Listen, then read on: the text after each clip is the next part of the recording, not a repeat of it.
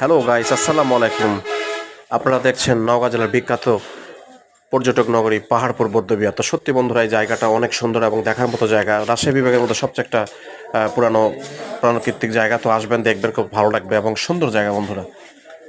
তো বন্ধুরা, আমিও সেই দেখার দর্শনের জন্য সামিল হয়ে গেলাম। আপনারা আসবেন, যদি না আসেন অবশ্যই জায়গাটা আসবেন। অনেক সুন্দর একটা দেখার মতো জায়গা বন্ধুরা, মনোরম পরিবেশ বন্ধুরা। তো বৌদ্ধবিহার একসময় এখানে এখানেই বৌদ্ধদের আপনার আজকে শুক্রবারের জন্য সম্ভবত আপনার বন্ধ। ধর্মশিক্ষা কেন্দ্র ছিল, আজ থেকে বহু বছর। খোলা আছে? তাহলে সামনে ভাইয়া।